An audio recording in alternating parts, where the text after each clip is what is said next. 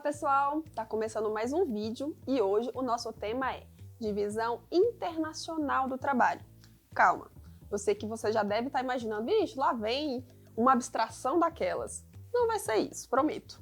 Para evitar esse excesso de abstrações, o nosso foco será nas implicações do tema para os Estados Unidos e a China, especificadamente. É sempre bom ter um exemplo para nos ajudar. O que queremos aqui é compreender o contexto da nova divisão internacional do trabalho, que se desenvolveu mais recentemente.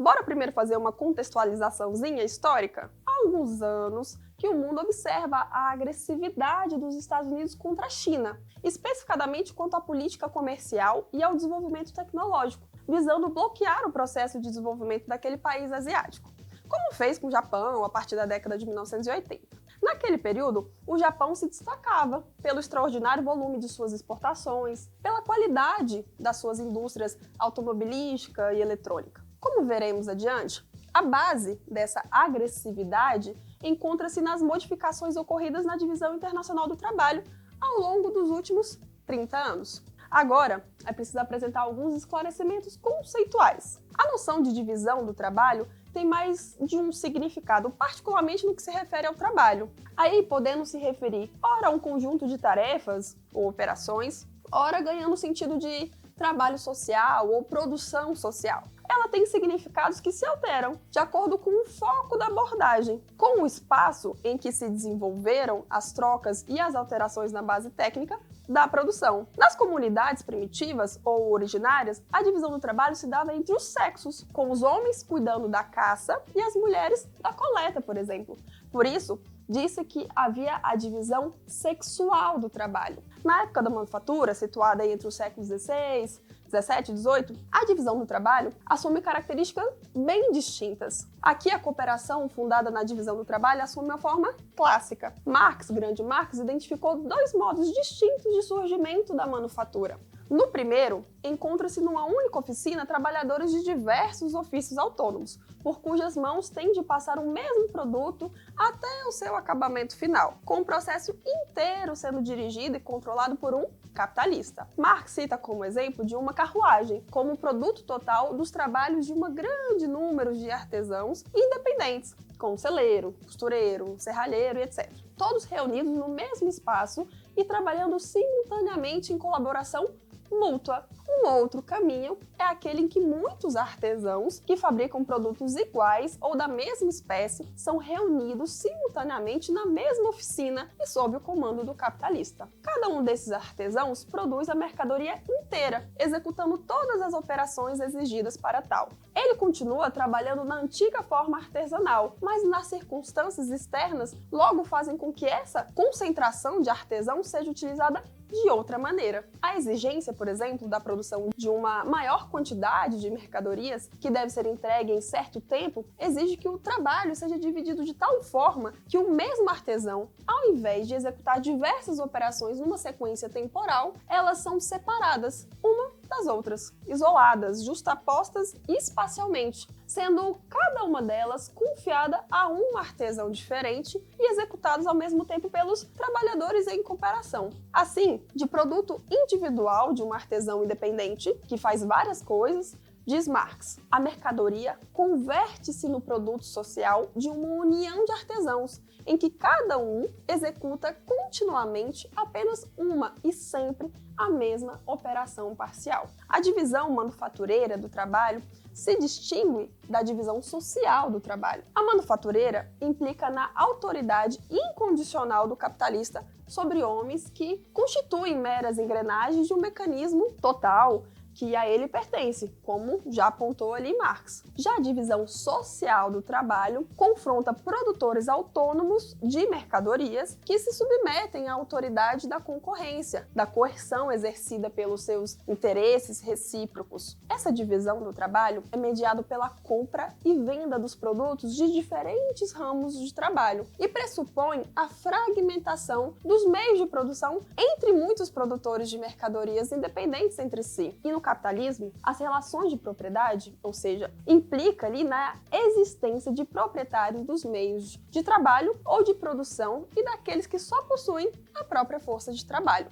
Portanto, a divisão do trabalho na sociedade é baseada na troca de mercadorias diferentes, produzida por produtores igualmente diversos e implica na propriedade privada dos meios de produção. Marx refere-se ainda à divisão territorial do trabalho, essa parte eu gosto porque eu sou geógrafa, que concentra ramos particulares de produção em distritos específicos de um país. A esse tipo de organização da produção, o sociólogo Chico de Oliveira, esse cara aqui da foto, ó, ele diz o seguinte: ao analisar os impactos da industrialização de São Paulo no Brasil, ele denominou divisão regional do trabalho nacional. Então, ampliando o foco para incorporar o mercado mundial, espaço das trocas de mercadorias originadas dos mais diversos países, tem-se a divisão internacional do trabalho. É certo que as trocas de produtos entre povos diferentes é um fenômeno bastante antigo. No entanto, a noção de divisão internacional do trabalho, a DIT, é utilizada retroativamente, no máximo até o advento do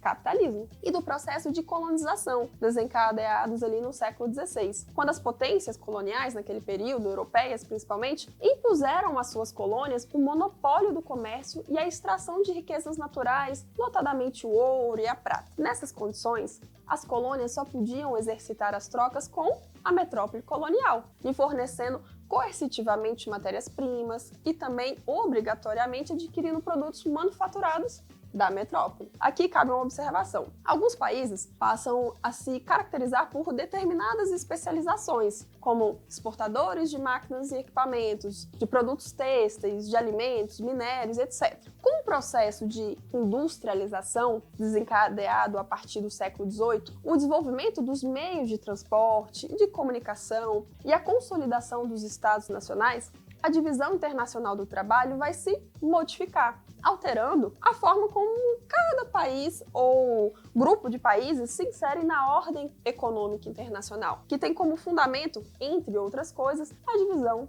internacional do trabalho. Para Nicolau Bukharin, esse cara aqui, a divisão internacional do trabalho tem dois tipos de condições: naturais e sociais. As naturais são decorrentes do meio ambiente, onde se situam os organismos ali produtivos. Então, de acordo com as condições climáticas e de solo, um país ou um conjunto de países podem ser produtores de certos produtos agrícolas, ou matéria-primas, ou até mesmo de minerais, que podem ser trocados por outros produtos oferecidos no mercado mundial. Já as condições sociais são derivadas da estrutura econômica e do nível de desenvolvimento das forças produtivas, levando a situações em que em certos países tenham capacidade de exportar produtos industrializados de vários tipos, trocando-os por produtos de outra natureza ou não. Pode-se acrescentar ainda um terceiro tipo, das condições políticas, uma vez que as disparidades de poder entre os estados nacionais historicamente ensejam pressões diplomáticas e militares para viabilizar interesses econômicos no mercado mundial, especialmente por países que têm como projetar o seu poder internacionalmente. Bukharin escreve em 1917 e aponta alguns exemplos de países cujos produtos vinculam-se às específicas condições naturais. Abre aspas. O café só é cultivado sob determinadas condições climáticas. Ele é produzido fundamentalmente pelo Brasil, em parte pela América Central e em proporções bem menores pela África e pela Ásia. O cacau só nos dá nos países tropicais. A borracha, cujo papel é muito importante na produção moderna, requer também certas condições climáticas que fazem de sua cultura o apanágio de alguns países: Brasil, Equador, Peru, Bolívia, etc. O algodão, que por sua importância na vida econômica, ocupa o primeiro lugar entre todas as matérias fibrosas. Cultiva-se nos Estados Unidos, na Índia inglesa, no Egito, na Ásia Menor, nas possessões russas na Ásia Central, fecha aspas. Examinando a produção de minério, Bukharin diz que, entre outras coisas, que o petróleo provém de países em que existem terrenos petrolíferos, Estados Unidos, Cáucaso, Holanda, Índia, Romênia, Galícia. É curioso que aqui não se encontra nenhum país daqueles do Oriente Médio que, posteriormente, se transformaram em grandes produtores e exportadores de petróleo, que em 1960 vão fundar a OPEP, Organização dos Países Exportadores de petróleo. Ainda seguindo Bucarim, ele enumera alguns países que exportam produtos manufaturados e que eram tidos já como países industriais mais desenvolvidos do mundo. Diz ele, os tecidos de algodão são lançados no mercado, em primeiro lugar pela Inglaterra, vem a seguir a Alemanha, França, Itália, Bélgica, etc. E além mar, os Estados Unidos. Os tecidos de lã são produzidos para o mercado mundial por Inglaterra, França, Alemanha, Áustria, Bélgica, etc. Os artefatos de ferro e de aço são fabricados principalmente na Inglaterra, na Alemanha e nos Estados Unidos, países que alcançaram o mais alto grau de industrialização. Chegam em segundo lugar a Bélgica, França, Áustria, Hungria. Os produtos químicos são fabricados pela Alemanha, que ocupa o primeiro lugar, seguida pela Inglaterra, Estados Unidos, França, Bélgica e Suíça. Note-se que aqui a ausência absoluta de qualquer país asiático entre os mais desenvolvidos industrialmente. Quanto ao tipo de condição política que tem a divisão internacional do trabalho, pode-se, recorrendo a Marx e Engels, citar como exemplo as guerras do ópio, de 1840, 42, 1856 e 1860, deflagradas pela Inglaterra, a primeira, Inglaterra e França, a segunda, contra a China, com o objetivo de impor ao país asiático o comércio do ópio e do algodão, então produzidos pela Índia, controlada ali pelos ingleses, objetivando equilibrar a balança comercial que registra as exportações e importações e o balanço de pagamentos, onde se registram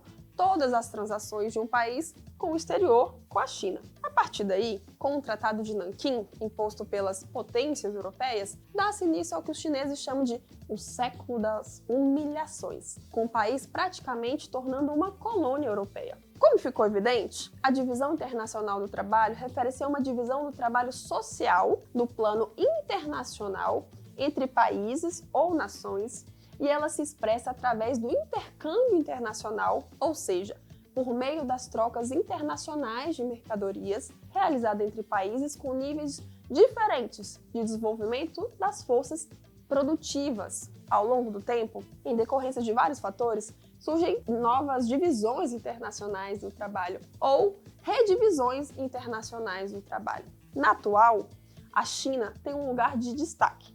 É a segunda maior economia do mundo, é o principal parceiro comercial de 130 países e dona do maior volume de exportações, grande parte de produtos industrializados, e do segundo maior volume de importações. Está entre os 3 maiores detentores de investimento externo em outros países e é um dos maiores destinos do capital estrangeiro, além de possuir reservas internacionais de aproximadamente 3 trilhões de dólares e ser líder de 37 tecnologias de 44 consideradas críticas. Essa exuberância foi alcançada nas últimas 3 décadas e produz impactos relevantes nas relações com os Estados Unidos, potência imperialista em declínio, que toma iniciativas para conter essa ascensão da China. Segundo alguns autores, o desenvolvimento chinês se desdobrou em 3 processos fundamentais no âmbito do seu comércio exterior nas últimas décadas do século XX. Número 1. A expansão dos fluxos de comércio e participação chinesa no comércio global. Número 2. A sofisticação da pauta do comércio externo do país, que resultou na consolidação de um setor exportador dinâmico e com crescente intensidade tecnológica. E número 3, redirecionamento dos fluxos de comércio, em especial das exportações, no qual os Estados Unidos se constituíram no principal mercado consumidor e as nações asiáticas se tornaram as principais fornecedoras para a produção desses bens exportados. Como se vê, tudo isso implicando em alterações na divisão internacional do trabalho. Alguns números e informações são elucidativos dessa evolução das relações recentes entre China e os Estados Unidos. Em 1995, a China possuía um índice de complexidade econômica de 0,143 e em 2016 passou para 1,16, saindo do 50º lugar para 18º. Em igual período, os Estados Unidos passou da 7ª posição, com índice de 1,86, para 10º, com índice de 1,55 em termos mundiais. As exportações de bens de alto valor agregado pela China evoluíram de pouco mais de 6% em 92 para mais de 25% em 2016. Enquanto isso, os Estados Unidos, no mesmo período, despencariam de 32,5% para 19%. 19,9%. As exportações totais da China atingiram 1,95 trilhões de dólares em 2017 e tiveram como um dos principais destinos os Estados Unidos, Japão, Alemanha e Coreia do Sul. Agrega-se a esse quadro o enorme déficit comercial bilateral que chegou a 418 bilhões de dólares em 2018. Foi diante desse quadro de uma nova divisão internacional do trabalho em que a China participa, não como um simples exportador de matérias-primas, minérios ou produtos agrícolas, mas sim como exportador de muitos manufaturados, inclusive de alto valor agregado e também de capitais, que os Estados Unidos deflagraram então uma guerra comercial e tecnológica contra o país asiático. Essa guerra envolve a aplicação de tarifas sobre os inúmeros produtos importados da China, que já levou à diminuição do déficit comercial a partir de 2019, restrição a exportações de certas tecnologias como semicondutores avançados e cerco à atuação de internacionais de empresas chinesas, principalmente as de tecnologias como a Huawei, líder de tecnologia de comunicação 5G. Enfim, a divisão internacional do trabalho se conforma e se altera de acordo com o desenvolvimento desigual entre os países, se subordina aos níveis de desenvolvimento das forças produtivas de cada país ou região, aos planos e iniciativas de empresas monopolistas ou pertencentes a oligopólios e aos desígnios dos Estados nacionais que projetam poder internacionalmente. É isso. Assim ficou mais fácil? Diga aí. Esse foi nosso vídeo de hoje. Agradeço pela atenção e até a próxima.